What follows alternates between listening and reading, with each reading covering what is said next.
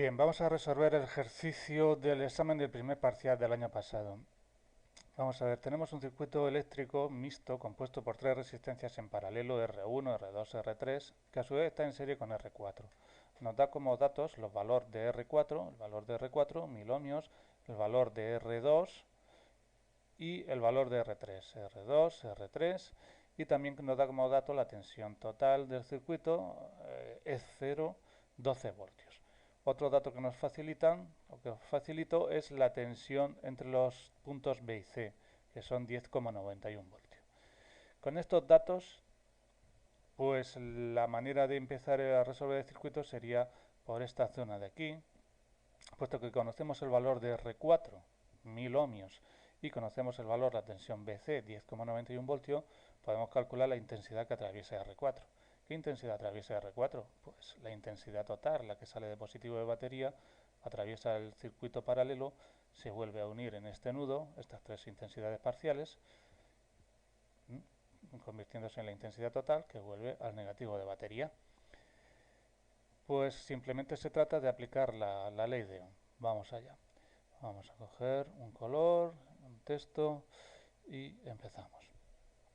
Bien, el valor de la intensidad total en este caso, es igual a la tensión. ¿Qué tensión? Si vamos a calcular la intensidad que atraviesa R4, pues la tensión que tiene entre sus terminales VBC. VBC partido de la resistencia, en este caso R4. R4. Bien, ya tenemos la intensidad total. ¿Qué más podemos calcular? Pues si traemos el valor de VBC y el valor de VB, como esto es un divisor de tensión, pues la tensión total o la tensión que nos falta por calcular, VAB es igual a la tensión E0, la tensión total, E0, 12 voltios, menos VBC, menos VBC. Bien, ya tenemos la tensión que hay entre los bornes de los terminales de las tres resistencias en paralelo. Como conocemos el valor de R2 y R3, podemos calcular las corrientes I2 e I3. I2 será igual, I2 es igual al valor de la tensión que aparece entre sus terminales, VAB,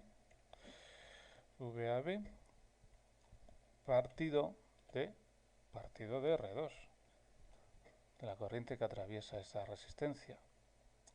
R2 hemos dicho. R2. De la misma manera calculamos I3. I3 es igual a VAB partido de R3.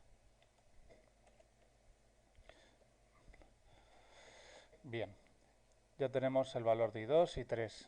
¿Qué es lo que ocurre en el nudo? Porque la suma de las intensidades parciales ha de ser igual a la suma de las a la intensidad total que entra en el nudo.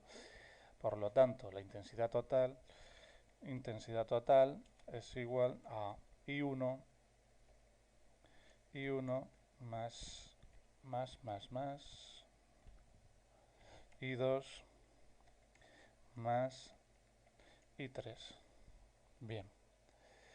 De aquí que tenemos como datos I total, lo hemos calculado al principio, I2 e I3 lo hemos calculado ahora mismo. Despejando podemos obtener fácilmente el valor de I1, que es igual a I total menos I2 menos I3. Bueno, ya tenemos las corrientes parciales, las tensiones parciales, que nos pide las potencias. Bien, las potencias parciales y la total habría que calcular. Yo voy a calcular como ejemplo una de ellas y vosotros calculáis el resto. Por ejemplo, la intensidad que cae o la potencia que se disipa en R1. Pues la potencia R1 es igual a la intensidad. ¿Qué intensidad atraviesa R1? Pues I1 por el valor por la tensión que cae sobre R1. ¿Qué tensión hay? Pues VAB. Recordar que la suma de las potencias parciales debe ser la potencia total. La potencia total será la tensión total aplicada en el circuito de cero por la intensidad total que lo recorre. Bien, la siguiente pregunta dice, si al calentarse R1 aumenta su valor, ¿de qué tipo de resistencia se trata? Pues el valor de la resistencia aumenta con la temperatura. Se trata de una resistencia PTC. ¿Qué ocurre entonces con la corriente del circuito?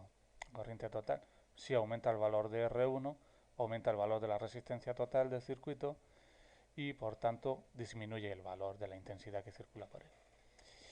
Y la última pregunta nos dice, si la resistencia interna de la batería es 0,02 ohmios, ¿cuál es la tensión que se obtiene entre sus bornes, entre los bornes de la batería?